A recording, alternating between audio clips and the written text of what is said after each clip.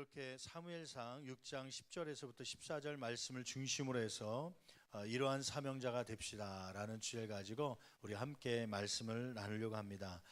지난주에 우리가 잘 알고 있는 것처럼 45주년 감사 예배를 드리면서 우리 임직식이 있었습니다. 여러 우리 지방의 목사님들이 또 총회에서도 같이 오셔서 이 임직식을 진행하면서 너무 기뻐하시면서 칭찬을 많이 하고 가셨어요.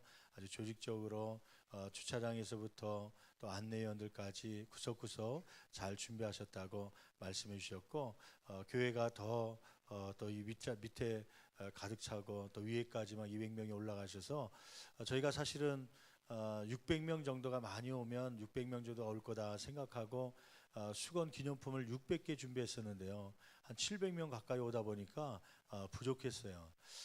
이제 저는 앞자리에 있느냐고 빨리 이제 뒤에서 사역자들이 몇 명이 참석했고 기념품이 600개니까 어떻게 되는지 알아갖고 조치를 했어야 되는데, 가정당 하나씩 갖고 간다든지 아니면 어른들 위주로 먼저 갖고 가라든지 아니면 임직자는 나중에 받으라고 그러든지 조치를 했어야 되는데, 그런 조치가 안 돼 갖고 나중에 못 받으신 분들이 계시다고 그래요. 또 오신 손님들에게 전달을 못했던 그러한 것도 있는 것 같아서 죄송해 갖고 제가 이번 주간에 우리 준비원 하시는 장로님들에게 200개 더 주문할 수 있냐 했더니 할 수 있다고 그러더라고요. 그래서 200개 더 주문해서 우리 임직자들에게 장로님으로 또 권사님으로 새롭게 임직 받으신 분들이 손님들 오셨을 텐데 못 받으신 분 있으면 전달해 달라고 3개씩 더 이렇게 나눠드리도록 했습니다. 그리고 또 한 50개에서 60개 정도가 남는 것 같아서 그것은 아마 몇 분이 요청을 하시더라고요.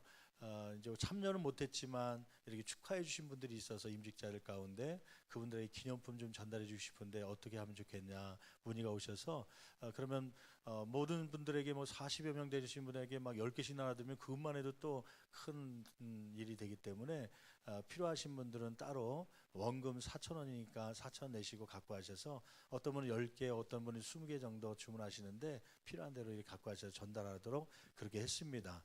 혹시 이 가운데 지난주 오후 예배 나오셨는데 부족해갖고 못 갖고 가셔갖고요, 일주일 동안 밥이 넘어가지 않고 식욕이 떨어지신 분이 있으면 나가실 때 기념품으로 받아가세요. 또 그 임직자들 위해서 기도해 주시고 그러면 되겠습니다. 오후에 나오신 분에 한해서입니다. 또 이렇게 얘기하면 또 받으시려고 다른 분들이 오시고 그래갖고 이제 넉넉하지 않으니까 그렇게 해주시면 될 것 같습니다. 너무 수고하셨죠. 임직 받은 분들 또 수고하셨고 섬기신 분들 우리 너무 감사해서 격려 박수 한번 드리겠습니다. 할렐루야. 예, 감사합니다. 이렇게 세 분의 장로님들이 은퇴 장로님으로 이제 정년이 되셔서 은퇴하시고, 또 9분의 권사님들이 은퇴하시고 또 은퇴 권사님으로 추대를 받으셨습니다. 6분의 장로님들이 새롭게 시무장로님으로 세워주셨고, 또 28분의 우리 권사님들이 세워졌습니다. 또 2분의 정년 70세는 지났지만 신앙의 모델이 되시기도 하고 좋은 영향을 끼쳐드려서 2분을 명예권사로 떼어 저희가 세웠습니다. 이렇게 임직자들을 세우면서 어떤 일주일 동안 어떤 생각을 가졌냐면, 물론 그날 격려하기도 하고 권면하기도 하고 축사하기도 했지만은 담임 목회자로서 임직자들에게 좀 이러한 사명자가 되었으면 좋겠다라고 하는 하나님께로부터 주신 마음의 감동을 전달했으면 좋겠다, 그런 생각을 가지고 오늘은 특별 메시지로 이러한 사명자가 됩시다라는 주제를 가지고 우리가 함께 말씀을 나누려고 그래요. 이 말씀은 새벽에 한번 올해 들어와서 전했고, 또 특별 새벽 집회 때 임직을 앞두고 우리 함께 전했지만 3분의 2 이상 되신 분들이 듣지 못했기 때문에 이 말씀을 다시 한번 우리가 함께 상고하면서 은혜 받기를 원합니다. 여러분, 사실 사람들의 관심은요 어디에 있냐면, 임직식 한다고 그러면 누가 어떤 임직을 받느냐 거기에 관심이 참 많습니다. 그것 때문에 어떤 분들은 시험에 들기도 하고 왜 나를 뽑아주지 않았냐, 임직 주지 않느냐 섭섭해하는 분들도 없지 않아 있습니다. 여러분, 근데 하나님께서 이 임직을 주실 때 관심은 누가 어떤 임직을 받느냐가 관심이 아니라, 물론 그 이상으로 관심 갖는 것인데, 그것은 뭐냐면 어떤 임직의 자세를 가지고 이 사명을 감당하느냐, 그것이 하나님께서 우리에게 관심을 갖고 있는 부분인 줄 믿습니다. 여러분, 어떤 임직이 중요한 게 아니라 임직을 받지 않더라도 그러한 임직자의 자세를 가지고 하나님의 사역을 감당하는 것이 하나님께서 원하시는 것이죠. 그래서 이 가운데 이미 이전부터 임직을 받았던 분들, 혹은 새롭게 임직을 받은 분들, 또 앞으로 이러한 임직을 사모하며 받아야 될 분들, 이러한 임직자들이 어떠한 자세로 신앙생활하고 사명을 감당해야 되는지 오늘 말씀을 통하여 은혜 받는 저와 여러분 되기를 간절히 축원합니다. 먼저 첫째로 오늘의 본문에 대해서 잠깐 배경을 소개하는 것이 여러분이 말씀을 이해하는 데 좋을 것 같습니다. 여러분, 시대적 배경은 오늘 사무엘서 6장은 사사 시대의 마지막 부분에 있었던 사무엘 사사가 있었던 그 시기를 배경으로 하고 있습니다. 사무엘상 4장 말씀에는 블레셋 나라가 이스라엘 나라를 침략해 왔지요. 그것을 막아보려고 그 당시에 제사장이 누구였냐면 엘리 제사장이었습니다. 그 아들에게는 두 아들이 있었지요. 홈니와 비느하스라고 하는 아들이었습니다. 이 두 아들은 악을 행하던 아들이었는데 이 아들들이 전쟁터에 나갔다가 전사하고 맙니다. 죽게 됩니다. 그리고 법궤까지도 빼앗기고 말지요. 그래서 이 전쟁 가운데 살아남은 병사 하나가 이 엘리 제사장에게 쫓아와서 보고를 합니다. 제사장이여, 당신의 두 아들 홈니와 비느하스가 이 전쟁 가운데 전사하고 말았습니다. 충격적인 소식을 들었죠. 근데 더 큰 충격이 있었습니다. 그것은 뭐냐면 이스라엘을 지키고 있던 하나님의 법궤가 블레셋 나라로 빼앗겨 갔다고 하는 소식을 전합니다. 그 소식을 듣고 있던 엘리 제사장이요, 의자에 앉아 있다가 깜짝 놀라갖고요, 떨리는 바람에 뒤로 자빠져서 그만 목이 부러져서 그 자리에서 즉사하고 맙니다. 이런 일이 있은 후에 이 법궤는 블레셋 땅으로 갔고, 블레셋 사람들이 아스돗이라고 하는 지역에 이 법궤를 안치해놨죠. 근데 이 법궤를 아스돗으로 간 이유가 있죠. 그 이유는 뭐냐면 고대 근동에서는 어떤 이러한 관례가 있었냐면은 전쟁에 승리한 국가가요, 진 국가의 우상들의 형상을 가져다가 자기가 섬기고 있는 우상 앞에 놓습니다. 그리고는 굴복되었다라고 하는 상징으로 그 밑으로 갖다 놓지요. 그러한 관례가 있었기 때문에 하나님의 법궤, 그들이 볼 때는 하나님을 형상하는 것이라 생각하고 그 법궤를 다곤이라고 하는 신당이 있었는데, 다곤이라고 하는 것은 아마 이 신학자들이 생각할 때 히브리어 딱한이라고 하는 낱말이 곡물을 뜻하기 때문에 아마 그 낱말에서 나온 곡물의 신이 아닌가. 그러니까 풍요를 가져다 주고 그러한 신을 다곤이라고 부르고 그 신을 모시는 신당을 만들어 놨는데, 그곳으로 이제 하나님의 법궤를 갖다 놓은 것이죠. 그런데 이게 웬일입니까? 다음 날 일어나 봤더니 이 다곤 신이 전쟁에 승리했기 때문에 법궤가 굴복할 줄 알았더니 법궤 앞으로 오히려 다곤 신이 꼬꾸라져 엎드려져 있는 거예요. 절하듯이. 깜짝 놀래갖고요, 블레셋 사람들이 자기의 신이 이렇게 엎드려 있으면 안 된다고 다시 이렇게 세웠죠. 그러면서 다음 날 아침 일찍이 또 그 다곤 신전에 제사로 갔는데 보았더니 이제는 다곤 신이 엎드려져 있을 뿐만 아니라 목이 잘라져 있고 팔목, 손목이 잘라져 있는 몸뚱아리만 남은 상태로 그렇게 법궤 앞에 엎드려져 있는 그것을 보게 된 것이죠. 그뿐만이 아니라 이 아스돗이라는 곳에 이 하나님의 법궤가 들어온 지역에 독한 종기 재앙이 막 임하자 사람들이 병들게 되었고 죽게 되는 그런 큰 재앙이 일어나게 됩니다. 아스돗 사람들이 야, 이래서는 안 되겠다, 하나님의 법궤 때문에 우리가 일어난 다 죽겠다 하고서 이것을 다른 곳으로 옮겨달라고 요청하니까 할 수 없이 블레셋에서는 이 하나님의 법궤를 다른 곳으로 옮기죠. 그것이 어디냐면 가드라는 곳으로 두 번째 옮깁니다.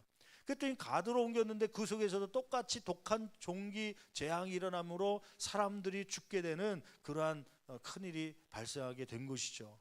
또 그에서도 우리는 이 하나님 법궤를 유치하기 싫다, 다른 데로 보내라 그랬더니 세 번째 옮긴 곳이 에그론입니다. 에그론으로 옮기려고 그랬더니 에그론에 있는 사람들이 머리에 띠를 두르고 오늘날로 얘기하면 법궤 유치 결사 반대 막 그러면서 막 사드 배치 그것 때문에 막 데모하듯이 데모를 한 거예요. 이거 하나님 법궤가 들어오면 우리 에그론 사람도 다 죽는 거 아니냐, 절대 들어올 수 없다 막 그러면서 법궤를 가져오지 못하도록 막 합니다. 그러니 블레셋에서 어떻게 합니까? 또 막 전국적으로 이 법궤 때문에 독한 재앙이 왔고 이 법궤를 다시 이러려면 이스라엘 땅으로 다시 돌려보내는 게 낫지 않겠냐, 그런 여론이 형성되자 블레셋 나라에서는 할 수 없이 그러면 이 법궤를 이스라엘 땅으로 다시 돌려보내는 게 좋겠다 결정하고, 그 다음에 이방 제사장이나 복술가, 이방 신들을 섬기는 사람들 불러다가 이것을 그러면 어떻게 보내는 것이 가장 좋겠느냐 질문하죠. 그때 6장 1절 2절 말씀에 보면 제사장들과 복술자들이 이 궤를 이렇게 보내는 것이 좋겠습니다 하면서 이야기합니다. 6장 1절 2절 말씀 같이 한 목소리로 봉독해 보겠습니다.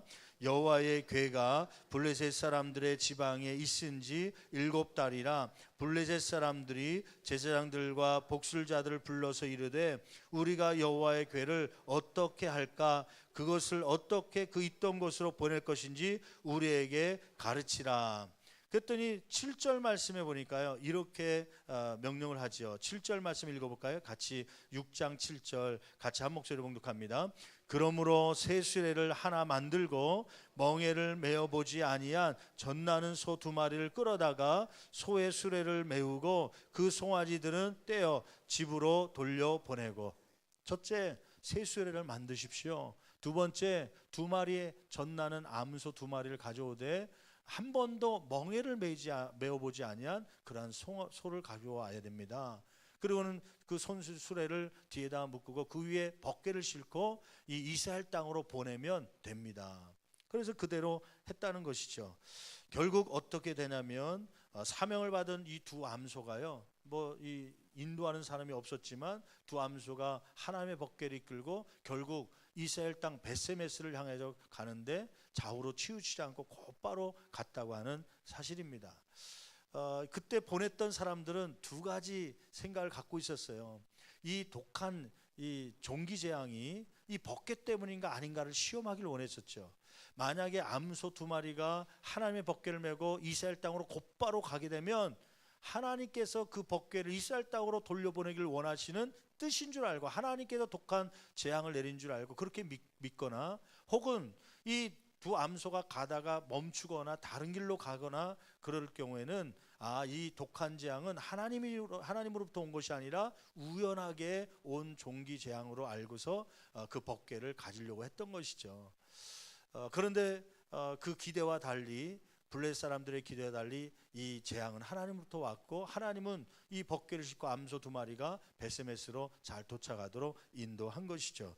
이 본문을 중심으로 해서 우리가 이 2마리의 암소에게서 배우는 사명자의 자세가 어떠해야 되는지 함께 배우면서 은혜 받는 저와 여러분 되기를 간절히 축원합니다.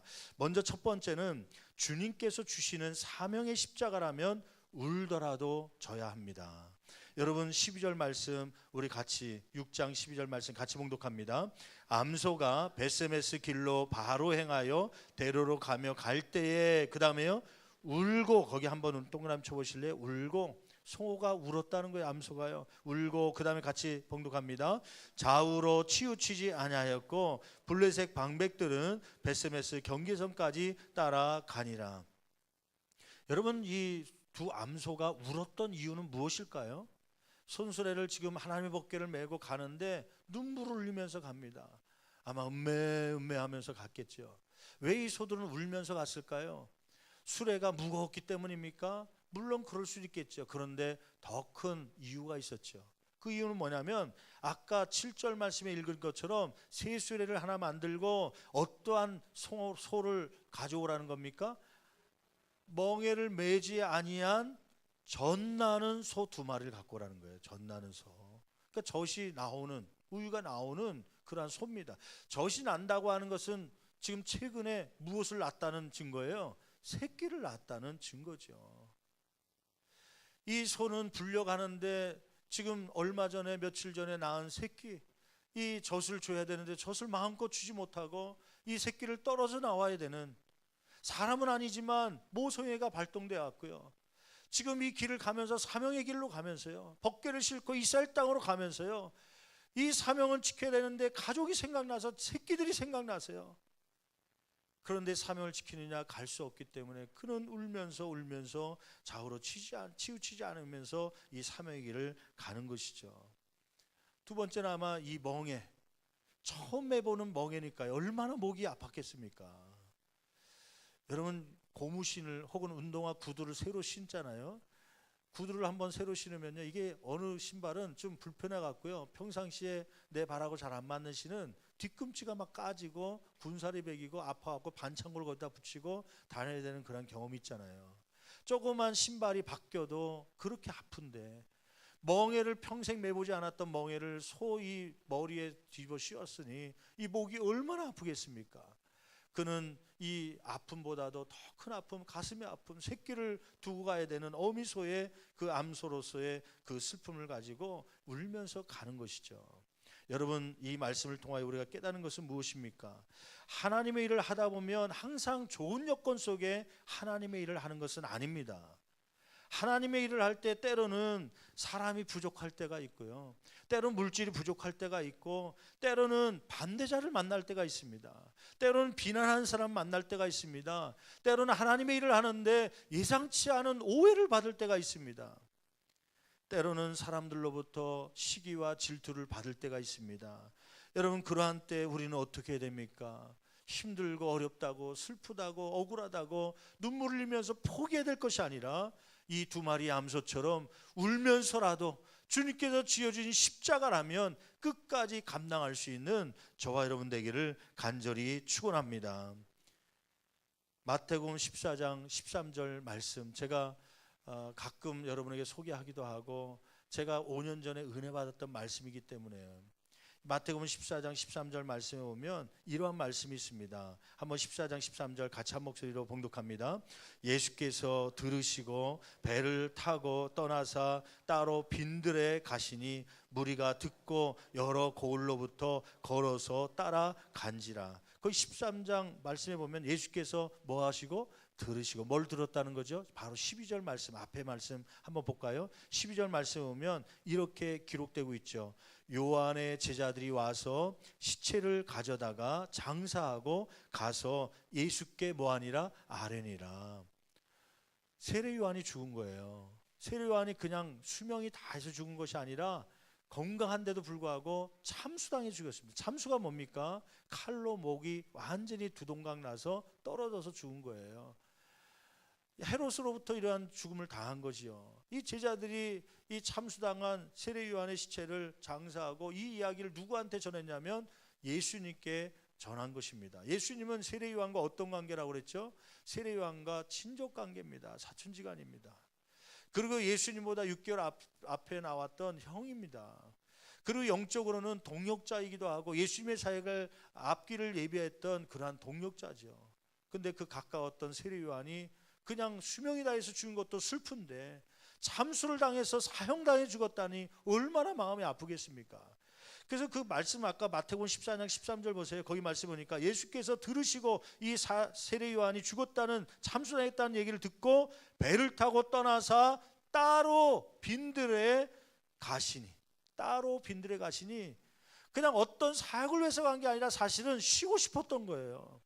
가까운 사람이 죽었으니까, 가까운 사람이 참수해서 사형당해 죽었으니까 얼마나 마음이 괴롭고 힘들었겠습니까? 그래서 따로 빈들로 갔어요. 빈들은 사람이 없는 곳입니다.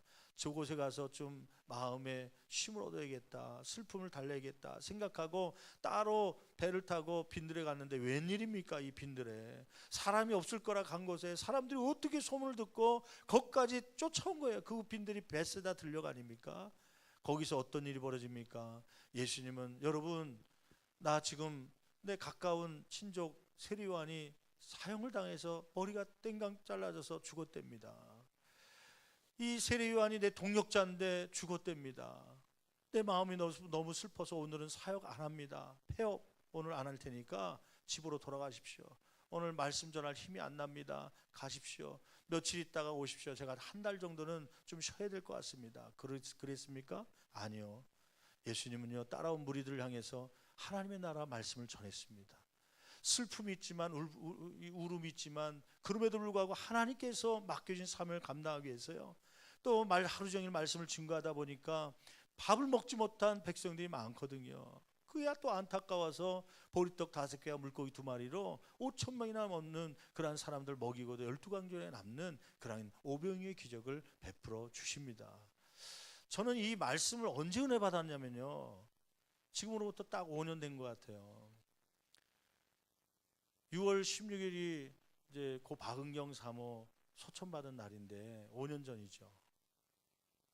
5월 30일 날 병원에 들어갔다가 일주일 만에 중환자실로 들어가고, 또 중환자실에 들어간 지 얼마 안 돼서 이 병원에 들어가서 걸어서 들어갔는데 나올 때는 15일, 한 16일째 돼 갖고 죽어서 이제 시신으로 나오니까요, 충격이었죠.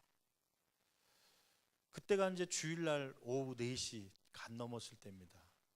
아마 여러분들은 이곳에서 오후 예배를 드리고 있을 때 의사가 사망했다는 사망 선고를 듣고 연락을 드렸죠. 고 박은경 사모가 소천받았습니다. 성도들이 오셔서 장례 절차를 도우시고 메디힐 병원에서 또 인사도 해주시고 격려해 주시고 위로해 주셔서 하여튼 3일 동안에 마지막 3일장을 하는데, 화요일 날은 비가 이렇게 막 억수로 와갖고요, 비 맞으면서 저 당진에 있는 선산에 묵고 왔지요. 마음 같아서는 나도 좀 쉬어야겠다.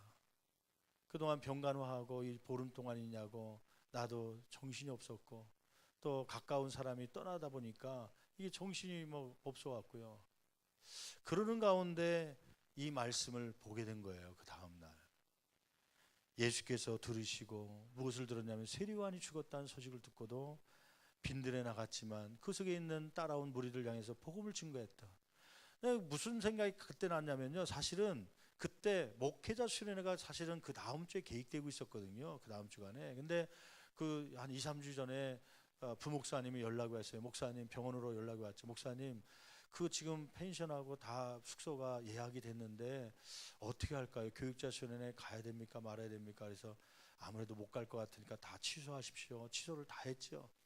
근데 이제 장례가 되고 마치고 난 화요일인데 다음 주간 주일부터 이제 떠나야 되는데, 아니 뭐 쉬어야, 마음으로는 쉬고 싶다 생각이 드는데 예수님의 사역을 보니까 쉰 게 아니라 곧바로 사역을 했더라고요. 그래서 다시 전화했죠. 부목사님, 혹시 취소된 곳으로 다시 연락해서 다른 이야기 없으면 우리가 다시 가겠다고 연락 주세요.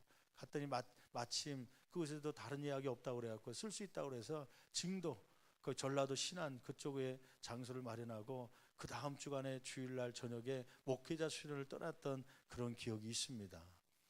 여러분, 우리의 사역 가운데 때로는 하나님의 사역을 할 때 좋은 일만 있고 좋은 환경만 있으면 얼마나 좋겠습니까? 근데 때로는 우려해야 될 때가 있습니다. 때로는 억울함에 속이 터질 때가 있습니다. 그러더라도 하나님의 십자가를 지고 하는 두 암소처럼 십자가를 지고 할 때 울더라도 끝까지 질 수 있는 저와 여러분 되기를 간절히 축원합니다. 두 번째 깨닫는 것은 무엇입니까? 두 마리 암소에게서 배우는 사명자의 자세 두 번째는 12절 13절 말씀 보면, 주의 일을 할 때 주위의 사람들로 인해 흔들리지 말아야 합니다. 여러분 12절 말씀 같이 읽어볼까요? 같이 봉독합니다. 암소가 벳세메스 길로 바로 행하여 대로로 가며 갈 때에 울고 좌우로 치우치지 아니하였고, 블레셋 방백들은, 거기 한번 동그라미 쳐보실래요? 첫 번째 부류가 있었어요. 어떤 사람들이냐면 블레셋 방백들입니다. 동그라미 쳐보세요. 그 사람들이 어떻게 했다는 거예요? 블레셋 방백들은 벳세메스 경계선까지 따라가니라. 왜 이 블레셋 방백이라는 정치가들을 얘기하는 건데요, 이 블레셋 정치가들은 왜 따라갔을까요? 그 이스라엘 경계선 벳세메스로 가는 경계선까지 왜 따라갔을까요? 그 이유가 있죠. 아까 얘기했던 대로 이 번개 때문에 재앙이 온 것이냐 아니면 우연찮게 온 것이냐.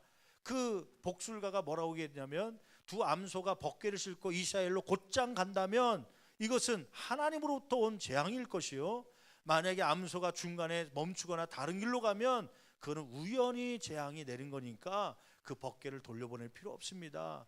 그래서 그것을 보기 위해서 쫓아온 거예요. 끝까지. 이 블레셋 방백들은 하나님의 번개가 이 이스라엘 땅으로 다시 가기를 원했겠습니까? 원하지 않았겠습니까? 원하지 않았죠. 이 번개를 가져왔는데, 뺏어왔는데 빼앗기고 싶지 않았습니다. 그리고 이 번개가 이스라엘 땅으로 다시 간다면 이스라엘이 전쟁할 때마다 이길 거 아닙니까? 그걸 돌려보내고 싶지 않았죠. 블레셋 방백들은 그 번개가 갈 때마다, 소가 끌고 갈 때마다 속으로 무슨 마음을 가질까요? 야, 소야, 중간에 가지 말고 뭐해라? 멈춰라. 야 소야, 저기 사거리에서는 너 직진하지 말고 그냥 옆길로 빠져라. 아이고 빠져야 되는데 그렇게 생각했던 블레셋 방백들 아닙니까? 여러분, 우리가 사역할 때도 꼭 그런 사람도 있습니다. 야외 예배 가겠습니다, 회장이 얘기했는데요, 다 좋습니다, 박수 치는 것 같지만 사실은 그 가운데 시기하고 질투한 사람들이 꼭 껴 있습니다. 내가 회장 돼야 되는데 저 사람이 회장 될 때 잘 되면 안 되는데, 내가 할 때는 5명 갔는데 저 사람이 할 때 10명 가면 내가 좀 창피한데, 10명 가지 말고 그날 막 온통 하루 종일 비가 쏟아져라, 그래갖고 그 행사가 안 되게 되라, 막 그렇게 생각하는 사람이 있을까요, 없을까요? 있습니다. 체육대 하겠습니다, 체육대 할 때 넘어져라, 코 깨져라, 그렇게 생각하는 사람이 있습니다. 잘 되는 걸 원치 않은 사람이 항상 있어요. 그거를 알고서 사명의 길을 가면 시험에 들지 않는데, 전혀 나를 찬성하는 사람만 있겠지 하고 가다가는요, 반대자들을 만나고 비난자를 만나면 낙심돼 갖고 주저앉을 때가 있습니다. 또 사명의 길을 갈 때 어떤 부류의 사람이 있습니까? 한번 13절 말씀 계속 읽어볼까요? 13절 같이 봉독합니다. 베세메스 사람들이, 거기 두 번째 부류가 나오는데 동그라미 한번 쳐보세요. 베세메스 사람들.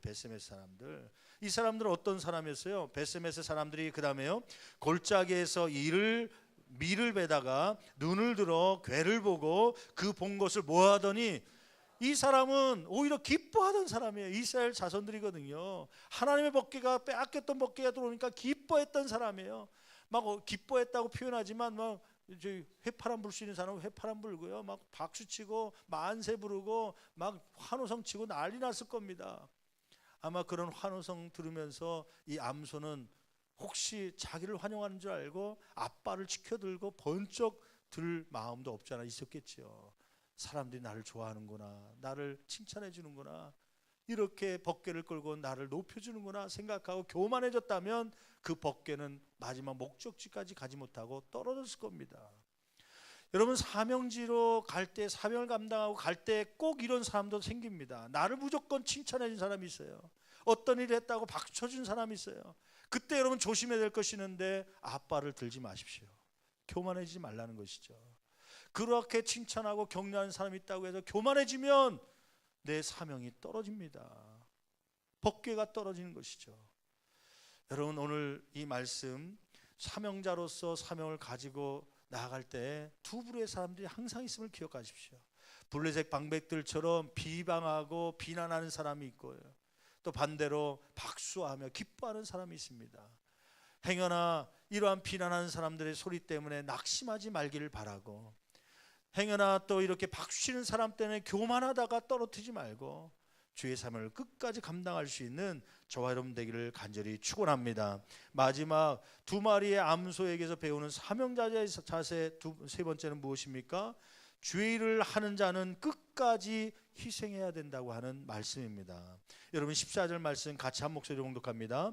수레가 베세메스 사람 여호수아의 밭 큰 돌 있는 곳에 이르러 선지라. 무리가 수레에 나무를 패고 그 암소들을 번제물로 여호와께 드리고.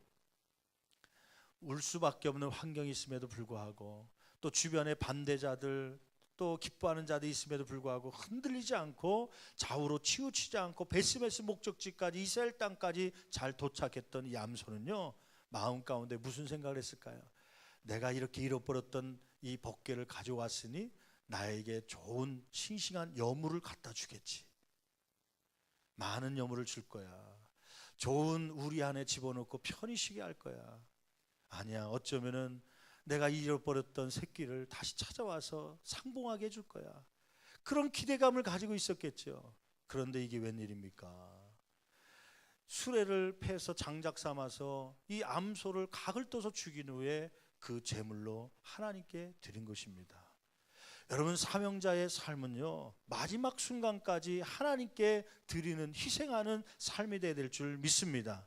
우리는 사명자로서 일을 할 때 어떤 큰 일을 하나 해놓고 내가 해놨다 소문을 내고요, 사람들로 하여금 칭찬받기를 원합니다.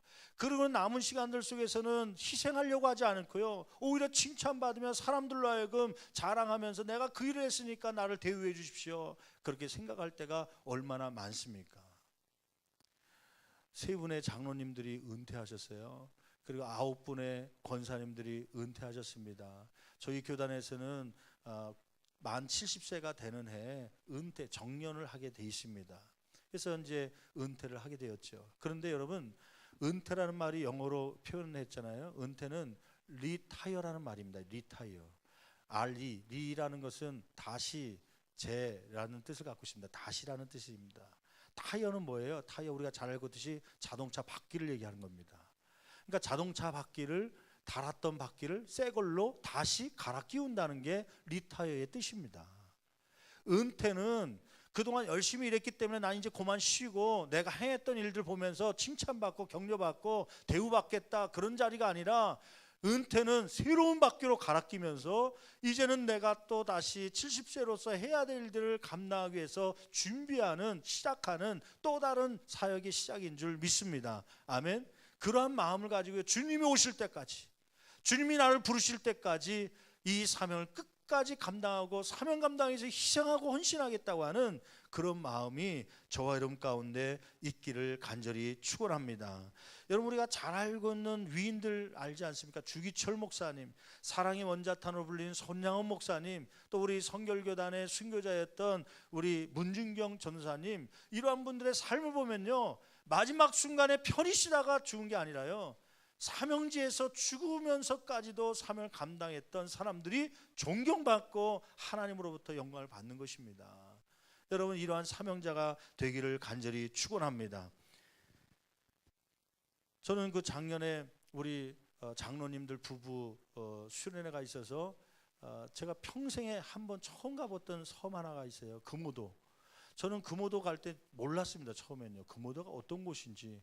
뭐 전라도 저 밑에 뭐 그 땅끝 마을이 어디예요? 그 땅끝 마을이 해남인가? 해남 거기 옆에 뭐 해갖고 조금 더 들어가면 뭐 돌산 그 밑으로 해갖고 있다고 듣기만 하고 따라갔는데요.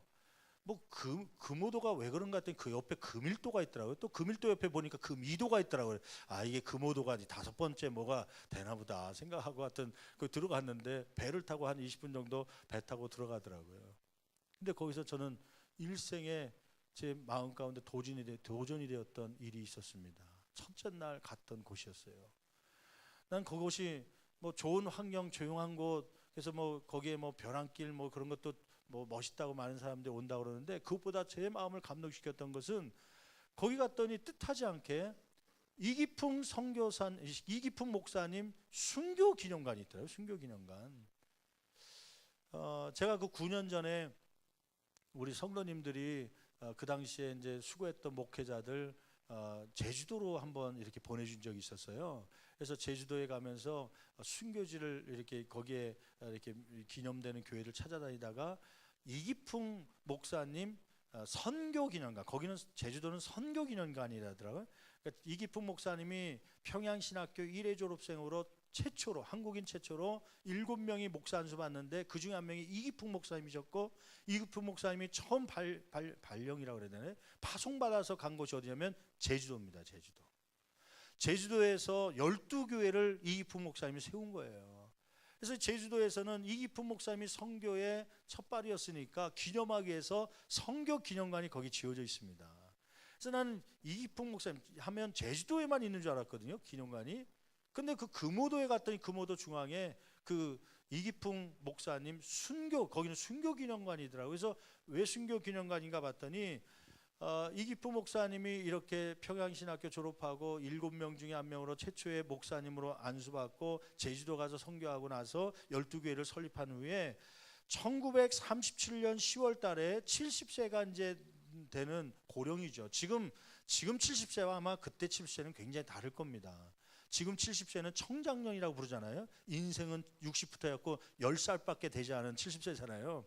근데 그때 당시에 70세는 거의 죽음을 앞두고 있는, 그 70세 넘기기 힘든 그러한 시기에 고령의 나이 아닙니까?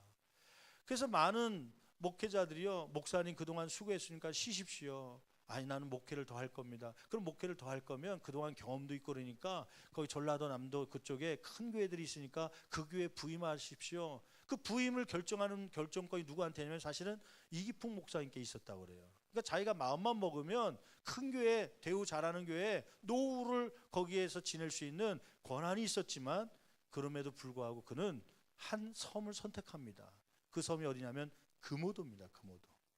금오도에 가서 아무도 그 섬에, 그 당시에는 뭐 지금은 큰 배로 20분 만에 들어가지만 그 당시에는 배가 나룻배 이런 걸 타고 가니까 태풍을 만나고 풍랑을 만나면 뒤집어지기도 하고 위험을 무릅써야 되는 곳이기 때문에 잘 안 가는 곳입니다. 더군다나 조그만 섬이기 때문에 누가 그곳에 들어가려고 했겠습니까?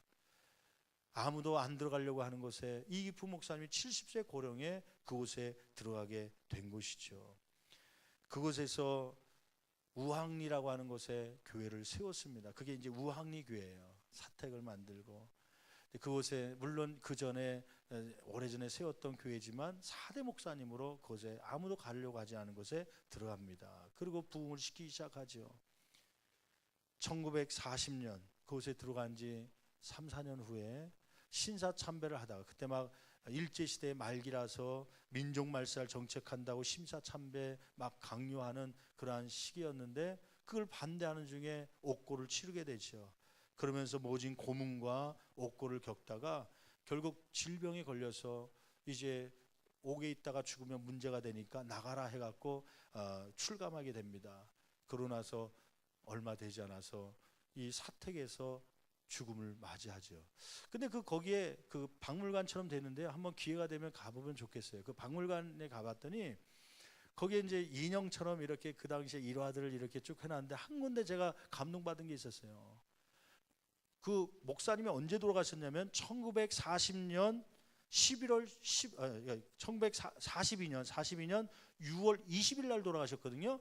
근데 그 바로 일주일입니다. 20일 돌아가신 게 주일인데 주일 아침 8시에 돌아가셨는데 바로 일주일 전 13일 날 그때의 모습을 인형으로 이렇게 만들어 놨더라고요. 거기 설명이 써 있더라고요. 그 일주일 전에 목사님이 성찬 예배를 인도하기 위해서, 그날이 성찬 예배 날이었는데 오늘처럼 그 성찬 예배 인도하기 위해서 장로님 한 분이 한쪽 발을 부축하고 한쪽 발은 또 이렇게 사모님이 부축해서 강단에 쓰셨다는 거예요. 부축해서요. 도저히 쓸 수 없는 환경인데 부축해서 쓰셔서 거기서 마지막 예배를 인도했다는 거예요. 그리고 일주일 만에 주일날 아침에, 아마 그때도 건강이 있었으면 그날 예배도 인도했겠죠. 근데 아침 7시에 하나님의 부름을 받은 것입니다. 그 모습을 보면서 감동을 받았어요. 하나님, 저도 이기품 목사님처럼 마지막 순간까지도 단위에 서서 말씀을 증거할 수 있는 그런 목회자가 되게 하여 주시옵소서. 아멘 별로 안 나오잖아요. 요즘에는 좀 나이가 많이 늙었다 생각하면 보내려고 하는 은사가 교회들마다 있어갖고요, 우리 교회 모시지 않을 테니까 나가세요 그러면서 나가기 때문에요. 그래서 그런 소원 갖고 있어도 목회자들이요 바깥에 나가서 그냥 굶다가 돌아가시는 분이 많다고 그래요. 그러더라도 하나님, 내가 하나님의 사명을 감당하다가, 여러분 장로님으로서 권사님으로서 집사님으로서 마지막 순간까지 예배드리다가 지난 주간에 교회 와서 예배드렸는데 그렇게 돌아가셨네. 얼마나 복된 모습입니까? 마지막 순간에 술 마시다가 돌아가셨다, 어디 여행 갔다 돌아갔다, 그것보다는 마지막 순간까지 예배의 삶을 살다가 구역 예배까지 오셨었는데, 성도들에게 신앙생활 열심히 하라고 권면까지 하셨었는데 이렇게 돌아가셨네. 그런 모습이라면 얼마나 아름다운 모습입니까? 마지막 순간까지 주방에서 봉사하시다가, 주차장에서 봉사하시다가 그렇게 커피라도 냉수 한 그릇이라도 오면 그냥 대접하고 싶어서 그랬던 분이신데 돌아가셨네. 여러분, 오늘 말씀처럼 이 두 마리의 암소처럼 주의 일을 하는 자, 이 끝까지 희생할 수 있는 모습이 있기를 간절히 축원합니다. 여러분, 이렇게 새로 임직을 받은 분들이나 혹은 예전에 이미 받았던 분들, 또 앞으로 임직을 받을 분들, 저와 여러분 모두죠. 벳세메스로 올라갔던 두 암소들처럼 세 가지. 첫째는 사명의 십자가라면 뭐 하더라도 져야 된다? 울더라도 져야 된다. 두 번째는 주위의 사람들로 인해 뭐 하지 말아야 된다? 흔들리지 말아야 된다. 세 번째는 끝까지 뭐 해야 된다? 희생해야 된다. 마지막에는 내가 대접받으려고 하는 것이 아니라 마지막까지 희생하고 섬기다가 주님이 부르시는 날 주님 앞에 설 수 있는 저와 여러분 되기를 간절히 축원합니다. 기도하시겠습니다. 이 시간에 우리 한 목소리로 기도할 때 오늘 말씀을 기억하면서요, 오늘 말씀 가운데 이 두 암소, 벳세메스로 가던 두 암소, 비록 사람은 아니고 동물에 불과하지만 하나님께서 맡겨진 사명을 감당하기 위해서 이렇게 좌우로 치우치지 않으며 울더라도 갔던, 슬픔을 당하면서도 그 사명을 지으려고 했던 모습들, 또 주위에 비난한 사람이 있고 때로는 응원하는 사람들이 있고 그 소리에 여론 때문에 낙심되거나 교만하지 아니하고 끝까지 사명을 감당했던, 어떤 대접을 기대하는 그러한 모습이 아니라 마지막 순간에 주의 제물이 되기까지 희생했던 그러한 모습처럼 하나님, 우리의 사명자들이 이런 모습이 되게 도와달라고 두 손을 높이 들고 주여 세 분님 채치며 간절히 기도합니다.